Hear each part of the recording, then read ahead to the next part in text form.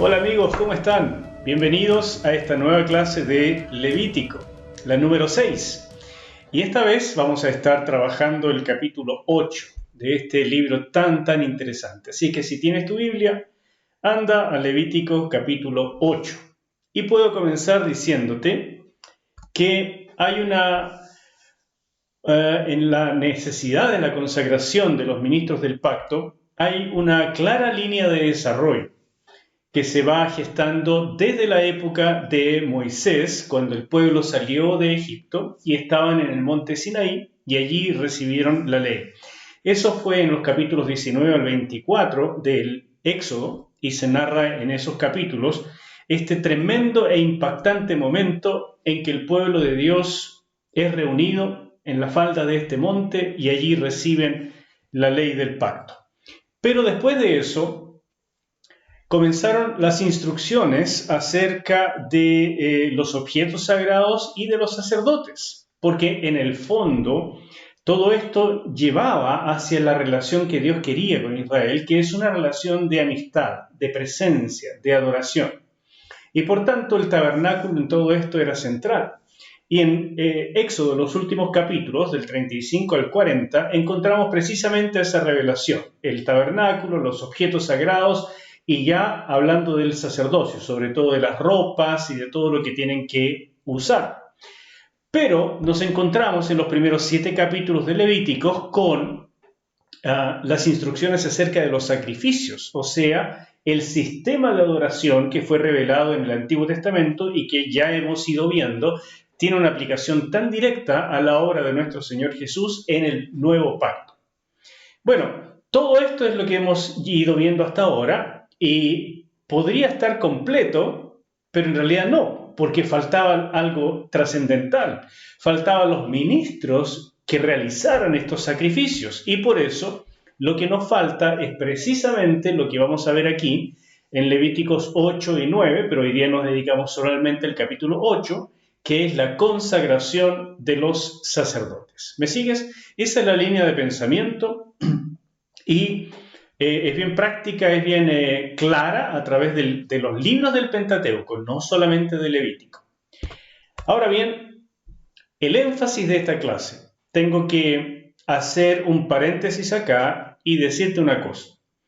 Es importante que tengamos claro que el libro de Levítico tiene un montón de posibilidades de aplicación para el área ministerial. Para todos aquellos que son llamados al ministerio a tiempo completo, el trabajo de los sacerdotes, el trabajo de los levitas, el trabajo de los ministros, claramente tiene una aplicación sumamente directa. Pero lo que me interesa en este trabajo no es enfocarme en los ministros, sino en todos los creyentes, porque según el Nuevo Pacto, todos nosotros somos sacerdotes. Así que permíteme decirte que en primer lugar, como dice lo que estás viendo en pantalla, si llegar a la presencia de Dios requiere santidad, ¿cuánto más en aquellos que guían a otros en esa peregrinación? Claro, esos son los ministros, y por eso digo, ahí hay una aplicación muy directa. Y Levítico capítulo 10, versículo 3, da como la pauta de todo esto. Esto es lo que habló Jehová diciendo: en los que a mí se acercan, me santificaré, y en presencia de todo el pueblo seré glorificado. Eso es lo que estamos viendo, eso es lo que ocurrió en aquellos tiempos tan antiguos, y el capítulo 10, versículo 3, nos dice precisamente este resumen que es, podríamos decir, la reseña clave de los capítulos 8 al 10. O sea, Dios dice: los que se acercan a mí, en ellos yo me voy a santificar. ¿Me sigues? Pues bien, esta directriz que guía el pensamiento de estos 3 capítulos tiene una aplicación extraordinariamente directa para todos nosotros, porque nuestro énfasis va a estar definitivamente en el sacerdocio universal de todos los creyentes en el nuevo pacto, el pacto en el que está la iglesia. Como dice el apóstol Pedro en 1 de Pedro capítulo 2, versículo 9, pero ustedes son linaje escogido, real sacerdocio, nación santa, pueblo adquirido por Dios, para que anuncien los hechos maravillosos de aquel que los llamó de las tinieblas a su luz admirable. Claro, esto es lo que estamos viendo precisamente, que nosotros somos ahora el pueblo misionero de Dios. Nosotros somos los reyes y sacerdotes separados por Dios para una función muy importante, que es llevar al mundo las buenas noticias de que Dios quiere tener relación con nosotros, de que Dios quiere otorgarnos su perdón y poder vivir entre la gente, porque al final de eso se trata, que la presencia de Dios esté con cada uno de nosotros. Bueno, eso es lo que vamos a trabajar como énfasis en este capítulo y en realidad en todo lo que hemos ido viendo en Levítico. No me interesa trabajar la parte ministerial específicamente, sino este desafío, este llamado a todos los creyentes a entender que somos el pueblo del pacto y por tanto misioneros, reyes y sacerdotes, representantes de Dios en este mundo. ¿Ok? Entonces, comienza el libro diciéndonos en los primeros 5 versículos, y voy a leer solamente los primeros 3, que el pueblo debía reunirse porque esto debía ser un acto, una ceremonia pública. Dice, el Señor habló con Moisés y le dijo, toma a Aarón y a sus hijos, junto con las vestiduras, el aceite de la unción, el becerro de la expiación, los 2 carneros y el canastillo de los panes sin levadura. Y reúne a toda la congregación a la entrada del tabernáculo de reunión. Ahí está la cortina que habría sido la entrada al tabernáculo en aquel tiempo, y toda la nación, los líderes fundamentalmente y los que pudieran estar cerca para ver, se habrían tenido que quedar en las inmediaciones de esta cortina, de esta puerta, para ver lo que iba a ocurrir, porque iba a procederse a la unción, a la separación, a la consagración de los ministros del pacto. Y esto tenía que ser un evento público. La gente tenía que entender que Dios había separado gente, personas especiales llamadas para ser los ministros, sus pastores, sus sacerdotes, en este caso. Y como dije, claramente eso tiene una aplicación para los que somos llamados al ministerio. Pero, insisto, vamos a trabajar esto para todos nosotros, porque todos somos hijos del rey, todos somos reyes y sacerdotes, todos somos ministros en el nuevo pacto. Aunque, por supuesto, existen dentro de todos algunos que Dios separa, dota y entrega a la iglesia para que la sirvan de un modo especial. Ahí están los ancianos, los diáconos, los pastores, los obispos, etcétera, etcétera. ¿Ya? Pero vamos a trabajar lo que pasa con toda la gente. Y así comienzan los pasos de consagración. Son 6 pasos, así que pon atención, anótalos, porque, insisto, voy a hacer aplicaciones bien importantes para tu vida práctica, para todo lo que tiene que ver con este llamado que Dios nos ha hecho al ministerio, a todos nosotros, no solamente a los que nos llamamos pastores, no, a todos los creyentes. Bueno, paso número 1, lavamiento, o sea, la pureza de los ministros. En el capítulo 8, entonces, el versículo 6 dice, entonces Moisés hizo que Aarón y sus hijos se acercaran y los lavó con agua. Qué interesante esto. El agua siempre ha sido un símbolo de limpieza, ¿no es cierto? Entonces no es tan difícil de entender lo que esto quería decir. Pero lo interesante es que fue Moisés quien lavó a Aarón y a sus hijos, a los ministros. No fueron ellos los que se lavaron a sí mismos. Posteriormente, cada vez que ellos ministraran en el templo, en el tabernáculo, había una fuente, el lavacro, donde ellos tenían que lavarse las manos y los pies, antes de ministrar, después de ministrar, etc. Era una forma, un símbolo también de que es necesario mantener la pureza, pero la pureza inicial, la pureza original, era la que se simbolizaba aquí con este lavamiento que ellos recibían de parte de Moisés. Y esto, por supuesto, tiene una tremenda aplicación en nuestra época, en el Nuevo Testamento. Cuando nuestro Señor Jesús derramó su sangre por cada uno de nosotros para el perdón de los pecados, la Escritura es muy clara al decir que esa sangre nos limpia, nos purifica, hace de nosotros criaturas en condiciones de estar en la presencia de Dios. Por tanto, esa sangre es la que purifica, la que limpia. Sin embargo, para efectos del símbolo, también en el cristianismo se ha dejado el símbolo del lavamiento del agua, en el bautismo, evidentemente. Y ese bautismo es un símbolo de este lavamiento original, de este perdón de los pecados, de esta purificación que se realiza espiritualmente en cada uno de nosotros por medio de la sangre del Cordero de Dios. Entonces, aquí en el Antiguo Testamento encontramos este símbolo y también los ministros debían lavarse cada vez que iban a ministrar. En el Nuevo Testamento, el símbolo se verifica nuevamente en que la sangre de Cristo es lo que nos limpia, pero en el bautismo señalamos, decimos, nos sumergimos en esta agua como si nos estuviéramos lavando, porque simboliza el lavamiento original.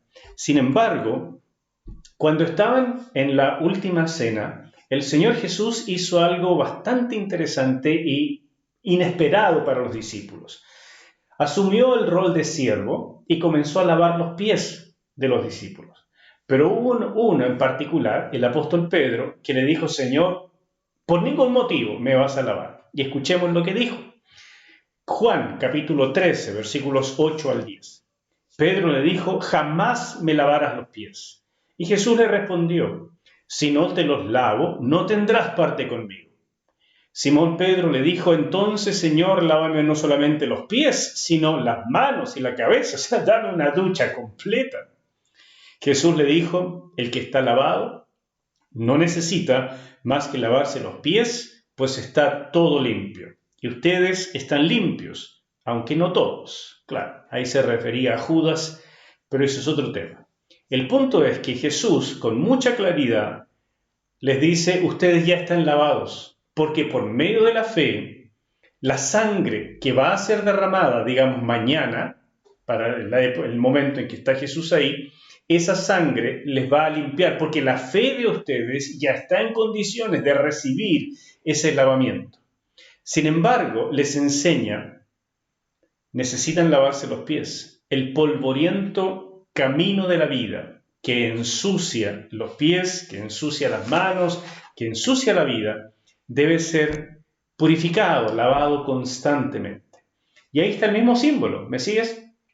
En el Antiguo Testamento, Moisés lavando a los ministros por primera vez, simbolizando lo que la fe de ellos está consiguiendo, porque por medio de la fe es que se recibe esto, pero el símbolo del agua que los lava por primera vez y después ellos teniendo que lavarse cada vez que ministran en este lavacro, en esta fuente de bronce. Jesús hace uso de este mismo símbolo, de Levítico, y les dice: ustedes ya están lavados, y ese lavamiento es por medio de la fe, pero necesitan entender que la vida los va a contaminar constantemente, y por tanto tienen que aprender a lavarse las manos y los pies. Un símbolo, por supuesto, de lo que hacen, donde caminan, el ritmo de la vida. Tienen que aprender esta forma de vivir lavándose, purificándose una y otra vez. Así comienza el lavamiento de estos sacerdotes, de estos ministros, y obviamente tiene una aplicación para cada uno de nosotros. ¿No te parece? Paso número 2. Ministros preparados, no solamente lavados, no solamente salvos, no solamente en esta búsqueda de pureza, sino también ministros preparados. Los versículos 7 al 9 dice así: luego le puso a Aarón la túnica, le ciñó el cinto, lo cubrió con el manto, le puso el efod y le ajustó el cinto del efod. Luego le puso encima el pectoral y dentro de éste puso el urim y tumim. Después le puso la mitra sobre la cabeza y sobre la mitra por la frente colocó la placa de oro, la diadema santa, tal como el Señor se lo había ordenado. Esa diadema santa que decía Kadosh Yahweh, que decía entonces santidad a Yahweh, a Jehová, era lo que se colocaba en la mitra, en esta especie de turbante que usaba. Y aquí se describe la vestimenta de Aarón, principalmente, que era la más llamativa. Tenía básicamente el mismo uniforme de los sacerdotes, de lino fino blanco, y encima de esto un paño azul, este pectoral, este efod azul, y sobre esto el pectoral. Y el pectoral contenía entonces las piedras, las 12 piedras que simbolizaban que llevaba en su pecho, en su corazón, a las 12 tribus, y detrás de cada piedrita llevaba escrita el nombre de una de las tribus. También aquí llevaba 2 piedras de ónice, y también debajo de estas piedras, 6 en cada una de las piedras, los nombres de las tribus de Israel. Así que todo era extremadamente simbólico y él se destacaba completamente. Pero los sacerdotes, aunque tenían un uniforme mucho más sencillo, por supuesto destacaban también, porque eran los únicos que estaban de blanco y de un lino finísimo. Bueno, ¿qué significa que hayan sido vestidos con estas vestiduras que Éxodo 28 nos dice que se llaman de honra y hermosura? Ahí en Éxodo es donde se describen estas vestiduras. Pero el punto es que era el uniforme, era la indicación de que estaban de servicio. Cuando ellos dejaban de ministrar, se sacaban estas ropas especiales y se colocaban trajes más comunes y corrientes para ir a su casa, para estar con la familia, etc. Pero cuando ministraban, se colocaban el uniforme, porque era una manera de decir a toda la gente: estamos de servicio, estamos listos, preparados para ministrar. Y esto, por supuesto, también tiene una aplicación enorme, porque simboliza estar preparados, estar equipados y estar disponibles. Y en los ministros del nuevo pacto, esto significa que nosotros estamos disponibles, equipados y preparados las 24 horas del día. Nosotros no nos sacamos las túnicas de servicio, porque el Nuevo Testamento nos dice que nosotros tenemos que estar. Aquí tienes, por ejemplo, la diferencia entre el sumo sacerdote y el sacerdote común, ¿no es cierto? Pero lo que quiero destacar es que para el Nuevo Testamento nos dice que nosotros debemos estar vestidos de Jesús. De eso no nos podemos sacar nunca la vestimenta. Vestidos de buenas obras en Colosenses capítulo 3, versículo 12. Y por supuesto que debemos aprender a vestir toda la armadura de Dios, Efesios capítulo 6, del versículo 10 en adelante. Estas cosas no se sacan, son parte de nuestra vestidura constante y tenemos que aprender a vestirnos con esto que es nuestro privilegio, nuestro llamado. El hecho de ser ministros, sacerdotes del nuevo pacto, nos implica que tenemos que aprender a llevar con honor estas vestiduras sagradas que son espirituales, que nadie las ve necesariamente, pero que significan que estamos preparados y disponibles para trabajar, para servir. Mira este otro pasaje tan importante. Primera de Pedro capítulo 3, versículo 15. Sino santificad a Dios el Señor en vuestros corazones y estad siempre preparados para presentar defensa con mansedumbre y reverencia ante todo el que os demande razón de la esperanza que hay en vosotros. Preparados en todo momento, dice el apóstol, para presentar defensa, para hablar de lo que creemos, para ministrar. Y por supuesto, preparados significa que no estamos preparados solamente aquí en la cabecita, sino que toda nuestra disposición física, mental y emocional está disponible, dispuesta para servir. Si alguien te para en un minuto en la calle, es una oportunidad que Dios te está dando. Te para preguntarte algo. Es una oportunidad para algo. No sabemos qué. Si ves a alguien que está enfermo en el trabajo, es una oportunidad para hablar del Señor, para orar. Si alguien en la familia de un compañero de trabajo, de un amigo, de un familiar está enfermo, Tú puedes decir, estoy preparado, no tienes que hacer todo el currículum, pero yo puedo orar por esa persona porque soy creyente. Mi Padre, mi Dios, responde las oraciones de su pueblo. Él me ha contestado muchas veces. Cuando yo voy a una reunión social, me tengo que cuidar. Constantemente me tengo que cuidar, pero no solo porque soy el pastor, sino porque soy un ministro del nuevo pacto, igual que tú si eres creyente. Y tengo que estar preparado. Imagínate que en una reunión social yo bebiera algo y se me pasaran las copas y estuviera hablando tonteras. O saliera de allí y tuviera un accidente automovilístico por estar pasado de copas. ¿Qué testimonio es ese? Y si tuviera que detenerme en alguna parte o ir de improviso, me llaman a cualquier hora del día, después del almuerzo o tarde en la noche, en la mitad de la noche, hay que ir a orar por alguien. Hay alguna situación compleja y que requiere de un ministro del nuevo pacto para que interceda delante del Dios Todopoderoso. Tengo que estar disponible y de servicio, y lo estoy, y me cuido de estarlo. Entonces, ¿eso lo hago solo porque soy el pastor de una iglesia? ¿O es tu deber y tu privilegio también? Esto es el cristianismo, mis hermanos. El cristianismo auténtico es entender que somos los reyes y sacerdotes del nuevo pacto. Y estas ilustraciones del libro de Levítico no es otra cosa que una ventanita del cielo donde el Señor nos dice, mira por acá, porque esto es lo que yo pensé para mis hijos, para todos. A Israel le dijo el Señor en Éxodo capítulo 19, versículo 6. Ustedes van a ser una nación santa, un pueblo de sacerdotes, y van a ministrar de esa manera al resto de la humanidad. Bueno, ese propósito que el pueblo de Israel tenía que comenzar a vislumbrar en sus ministros, ellos tenían que ser los modelos para todos los creyentes, evidentemente nos está enseñando a nosotros que también somos llamados a aprender de estas cosas para nuestra vida diaria.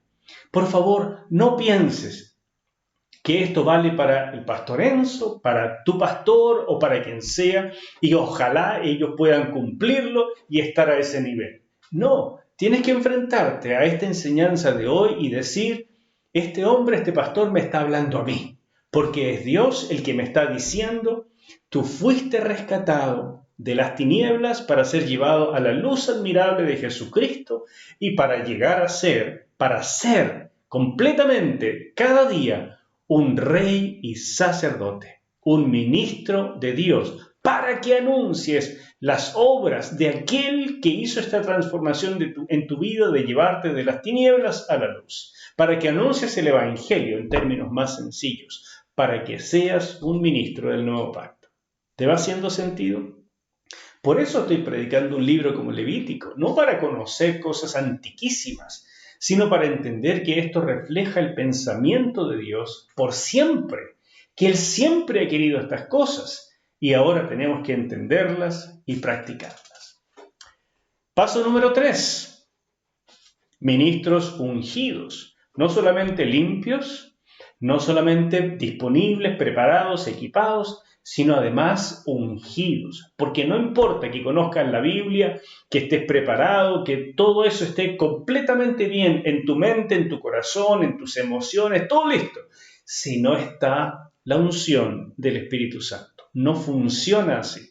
No funciona si no hay verdadera unción sobre tu vida. Yo me imagino que tú has ido más de una vez a alguna prédica, a algún mensaje, a alguna iglesia, donde el predicador tal vez lo hace bien, pero no llega, como que no transforma, como que no impacta, como que su palabra no me hace mella en realidad.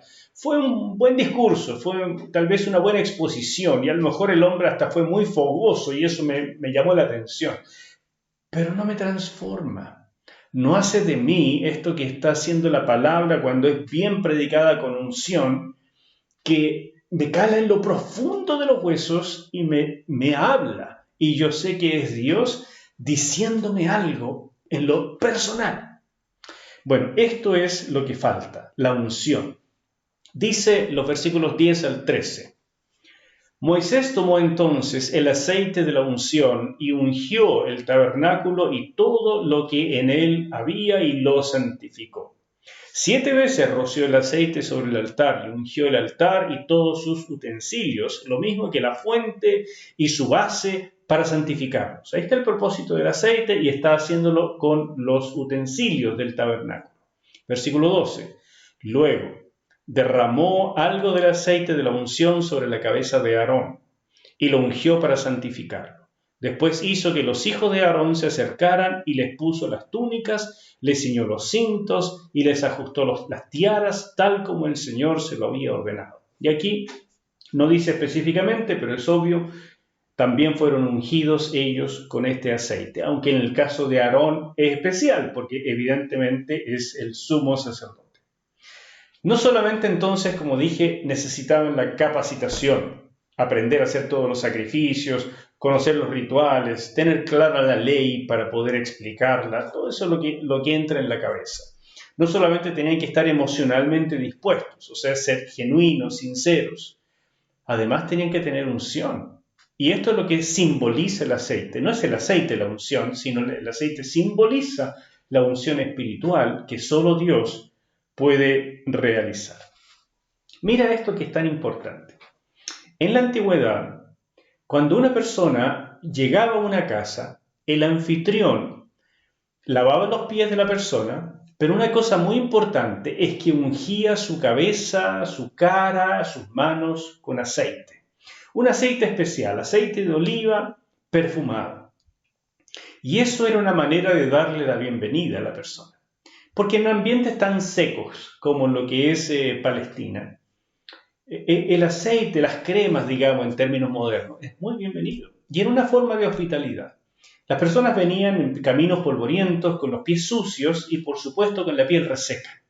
Por tanto, el anfitrión le lavaba los pies, un siervo lo hacía y después el anfitrión lo perfumaba. Eso era agradable, era una forma de decir, eres bienvenido a mi casa. Pues bien, cuando la gente vio que los sacerdotes recibían este aceite especial que era para el tabernáculo, no se podía usar este aceite en otra parte. Cuando la gente vio que los sacerdotes eran ungidos igual que la tienda y que los utensilios, se daban cuenta de que Dios estaba haciendo las veces de anfitrión, porque todo eso era su casa, y estaba recibiendo a estos sacerdotes y les daba la bienvenida. Por tanto, el pueblo se daba cuenta de que los sacerdotes eran personas especiales, bienvenidos por Dios en su casa, y por tanto tenían que tener hacia ellos un respeto especial. Pero insisto, Israel en el fondo tenía que ir entendiendo que lo que pasaba con ellos era lo que Dios en última instancia quería con toda la nación. Y lo mismo tenemos que ir entendiendo nosotros. No basta con estar preparados y limpiados, necesitamos también la unción. En el Nuevo Testamento, la palabra unción se usa principalmente para el Señor Jesús. Él es el ungido de Dios. De hecho, la palabra Mesías significa precisamente ungido. Él es el ungido.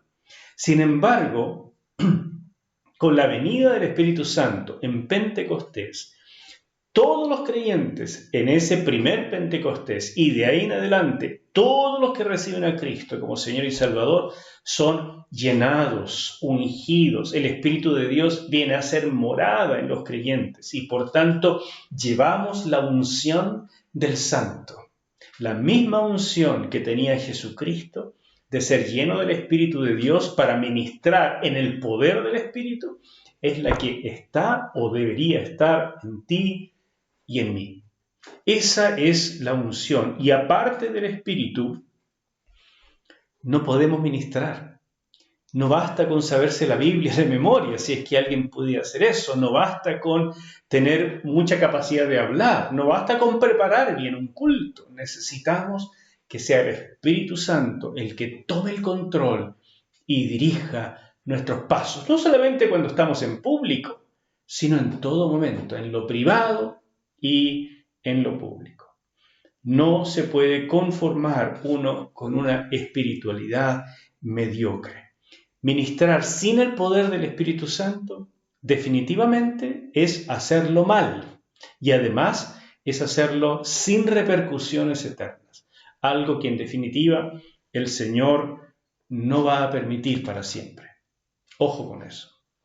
Podemos engañar a la gente, pero nunca a Dios. Y si tú crees en un Dios real, más vale que busques la unción, porque esa es la única manera de verdaderamente servir al Dios vivo.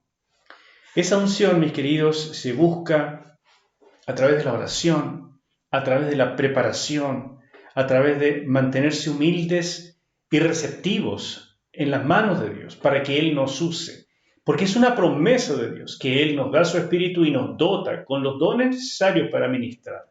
Entonces no es algo que requiera hacer una especie de manda o buscarlo por siglos, no. Es algo que Dios da con agrado a todos nosotros. El que necesita sabiduría, dice el Señor, pídala y Él lo da sin reproche. Le voy a dar de sobra. Lo mismo que con la unción. Dios lo da generosamente al que entiende que la necesita, llega en humildad buscándola. ¿Ok? ¿Cómo vamos hasta aquí? Ha pasado el tiempo, esta clase tal vez sea un poco más larga que lo normal, pero te aseguro que es extremadamente necesaria para tu vida. Paso número 4, ministros santificados. Mira qué interesante. Leamos, versículo 14 hasta el 21. Luego Moisés mandó traer el becerro de la expiación, y Aarón y sus hijos pusieron sus manos sobre la cabeza de ese becerro. Y Moisés lo degolló. Luego tomó la sangre y con su dedo la untó sobre los cuernos del altar y alrededor del altar, y así lo purificó. El resto de la sangre le echó al pie del altar y santificó el altar para realizar allí la reconciliación. Es Moisés el que está haciendo los sacrificios, no los sacerdotes, porque los sacerdotes no han comenzado todavía su ministerio. Pero lo importante es que recuerdes el significado de todo lo que vimos antes, del uso de la sangre, de colocar la sangre en los cuernos, a los pies del altar, todo eso que además está descrito con harto detalle en el libro que te he recomendado. Por favor, estúdialo bien, porque yo estoy tomando aquí cosas más gruesas y por supuesto las aplicaciones. Versículo 16. Después Moisés tomó toda la grasa que recubría los intestinos, la grasa del hígado y los 2 riñones con su grasa y todo lo quemó sobre el altar. El becerro y su piel y su carne y estiércol Moisés lo quemó fuera del campamento, porque esto era un sacrificio expiatorio, un sacrificio por el pecado, para limpiar, para santificar a estos ministros. ¿Ok? Entonces lo quemó fuera del campamento, tal y como el Señor se lo había ordenado. Después Moisés mandó traer el carnero del holocausto. Este es para la comunión, para la entrega total. Aarón y sus hijos pusieron sus manos sobre la cabeza del carnero y Moisés lo degolló y roció la sangre sobre el altar y alrededor de este, el procedimiento normal, y cortó al carnero en trozos, después de lo cual quemó la cabeza, los trozos y la grasa sobre el altar, no fuera del campamento porque este es holocausto. Otra cosa. Luego enjugó los intestinos y las piernas y quemó todo el carnero sobre el altar como holocausto de olor grato para el Señor, como ofrenda encendida, tal como el Señor se lo había ordenado. Así es este paso número 4. Aunque tuvieran el aceite de la unción, la limpieza y las vestiduras, o sea, la preparación, necesitaban todavía esto. Significaba que los ministros necesitan estar en esta comunión permanente, en una perfecta comunión con el Señor. O sea, una vez que hemos sido perdonados de nuestros pecados, necesitamos este holocausto que representa que nosotros nos colocamos sobre el altar de Dios. El animalito, en este caso, el Señor Jesús, en el Nuevo Pacto, nos representa. Él paga por nosotros. El primer animalito paga por los pecados. El segundo representa mi consagración. Ya no vivo para mí, sino que me coloco sobre el altar. Soy un sacrificio vivo, como dice Pablo en Romanos capítulo 12. Y esto es algo re importante. La comunión permanente es algo que el ministro debe mantener a como de lugar. A veces, por diversas razones, podemos perder esa comunión, podemos tener un desencuentro con Dios o pecar directamente. Pasa porque somos seres humanos. Pero necesitamos regresar rápido a la comunión con Dios, porque somos ministros del nuevo pacto, porque somos los reyes y sacerdotes que el mundo necesita. Y creo con toda sinceridad que gran parte del problema de hoy, de que el mundo no entiende la importancia de la iglesia, no ve el efecto de la iglesia como sal y luz en esta sociedad, es porque nosotros no estamos entendiendo que somos ministros y que debemos mantener la comunión 24 horas, así como la unción, la capacitación y la limpieza. Es necesario que entendamos que Dios nos ha librado, nos ha llamado, nos ha sacado de las tinieblas para llevarnos a su luz admirable. ¿Para qué? Anunciemos, para que seamos testimonios vivos, sacrificios vivos. Un sacrificio no tiene derechos, un sacrificio no ve por lo suyo, un sacrificio está ahí entregado, lo están quemando. Eso eres tú, eso soy yo. Un sacrificio en las manos de Dios para el uso exclusivo de nuestro Padre. Si no entendemos eso, evidentemente no vamos a poder servir en el nivel que se necesita en este tiempo, en este mundo. Para llegar a ser sacerdotes, primero debemos recibir personalmente el perdón. Por eso esta parte comenzaba con un sacrificio expiatorio. Y después de ese perdón recibido en lo personal, la comunión, correr hacia la comunión, mantener una vida de oración, una vida de conocer a Dios, de amar a Dios, de conversar con Dios. Comunión. El gran privilegio de ser salvos, de ser hijos de Dios, es tener acceso a la presencia del Dios vivo.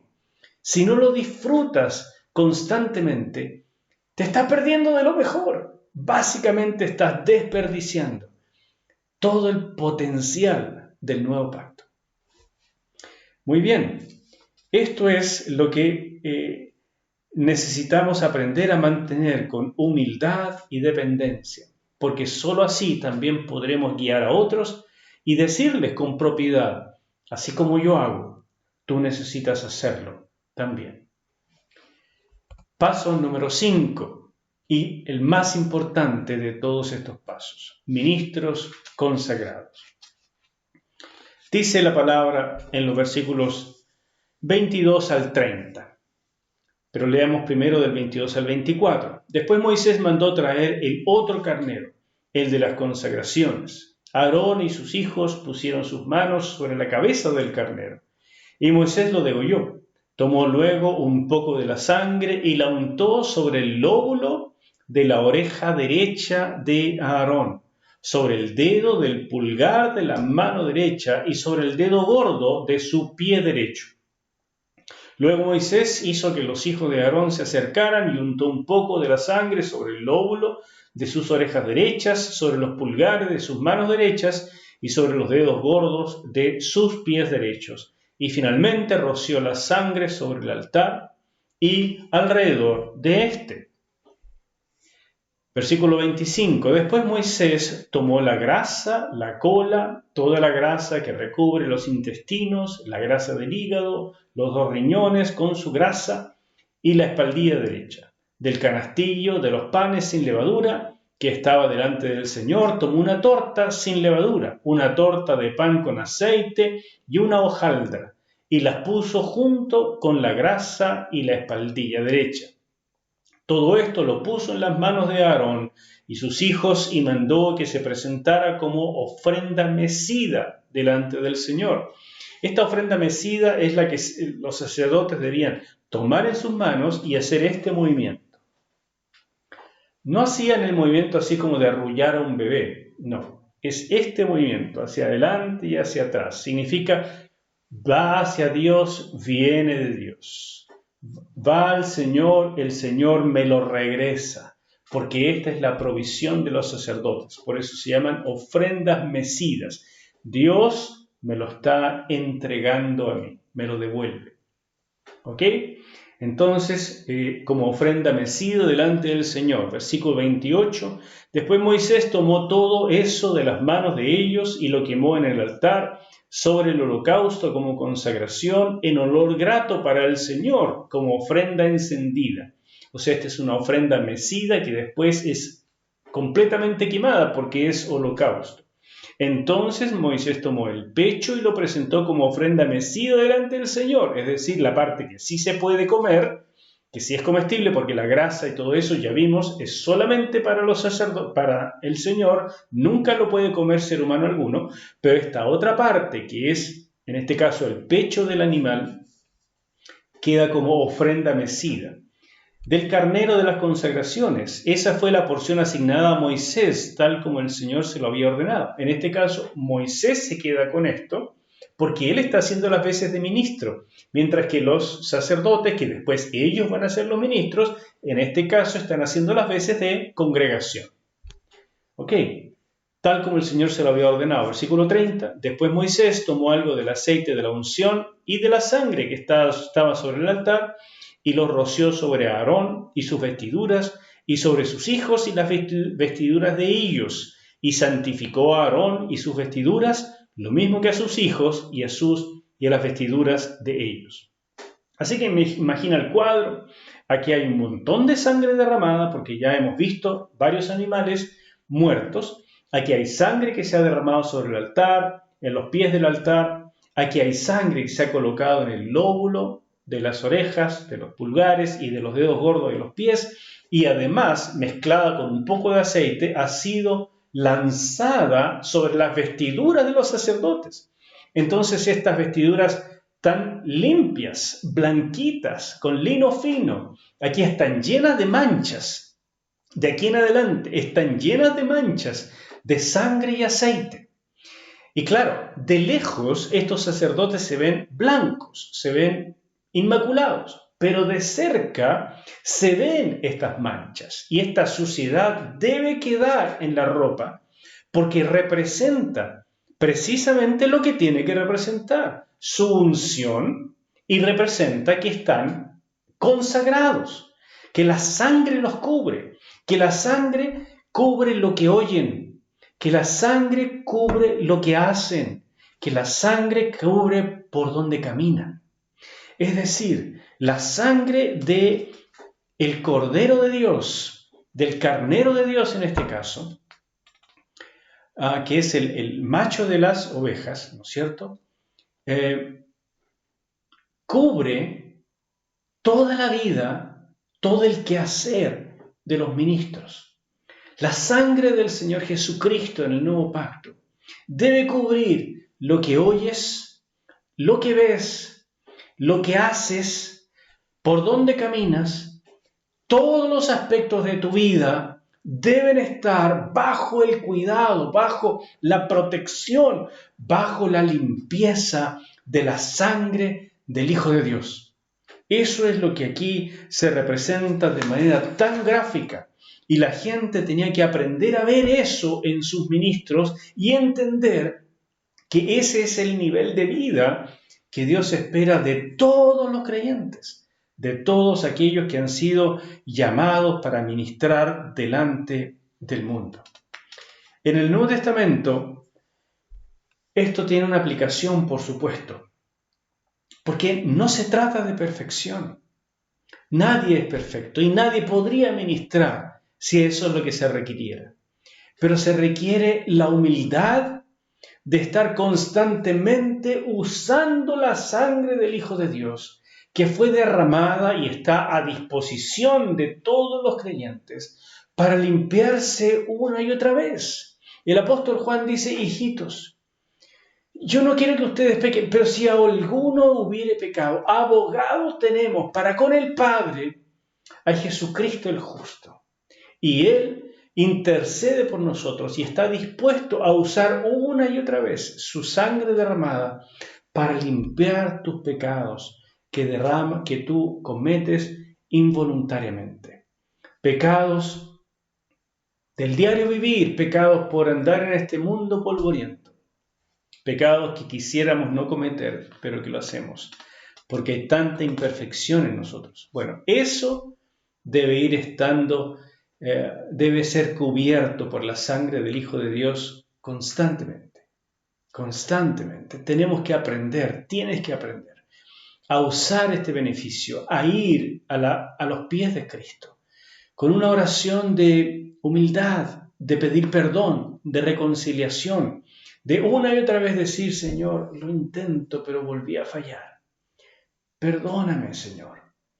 Limpia lo que oigo, limpia lo que veo, porque me distraigo, me equivoco, me ensucio.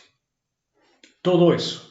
Y todos estos símbolos, algunos se traslapan un poco, como vas viendo, pero tienen una clara consecución. Desde el número 1 hasta el número 5 que hemos visto, todos se van uno tras otro. Y este número 5 es definitivamente el más importante, porque después de todo, aún después de la santificación, de la limpieza, de la consagración, de todo eso, aún después de eso, se necesita esta consagración especial de todos los aspectos de tu vida, de lo que oyes, de lo que haces, de por dónde vas.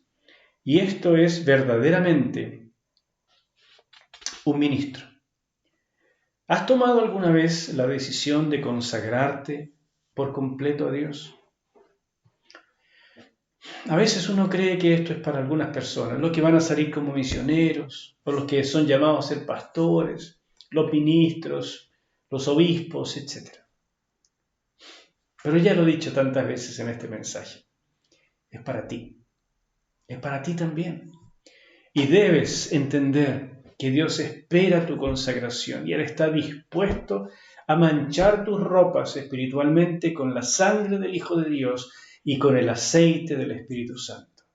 Él está dispuesto a lanzar eso sobre ti para que vivas en el mejor de los niveles y que eso sea de beneficio para tu vida y para todos los que están a tu alrededor. Atrévete, consagra tu vida, permite que vivas cubierto por la sangre y el aceite. Permite que los ángeles vean esto y que no digan, oh, este anda sin protección. Permite que los ángeles de Dios entiendan eso y sobre todo los que no son de Dios, los demonios, que ellos también vean que tú vives bajo la cobertura de la sangre del Hijo de Dios y la unción del Espíritu Santo. Atrévete a vivir de esa manera, porque es lo que el mundo necesita, es lo que tu vida necesita, es lo que tu familia necesita.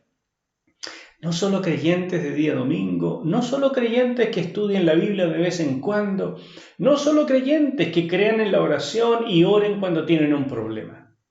Verdaderamente ministros del nuevo pacto, reyes y sacerdotes, intercesores para con Dios delante de la humanidad y mediadores de Dios hacia la humanidad. En ambos sentidos, representantes, mediadores, intercesores. Eso es lo que el mundo necesita desesperadamente. Y terminemos con el paso número 6, los últimos versículos de este capítulo 8 y tan especial de Levítico.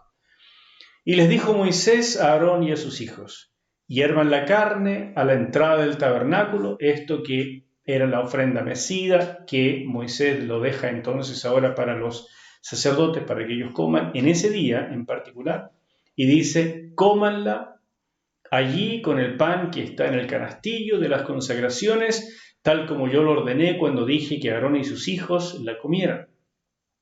Lo que sobre de la carne y del pan lo quemarán. Durante 7 días no saldrán del tabernáculo de reunión hasta que se cumplan los días de sus consagraciones, porque serán consagrados durante 7 días. El Señor ordenó que se hiciera expiación por ustedes, tal como hoy se ha hecho. Así que ustedes permanecerán día y noche durante 7 días a la entrada del tabernáculo de reunión y cumplirán con esta ordenanza delante del Señor, para que no mueran. Esto es lo que me ha ordenado. Y Aarón y sus hijos hicieron todo lo que por medio de Moisés el Señor ordenó que se hiciera. Paso número 6 y final.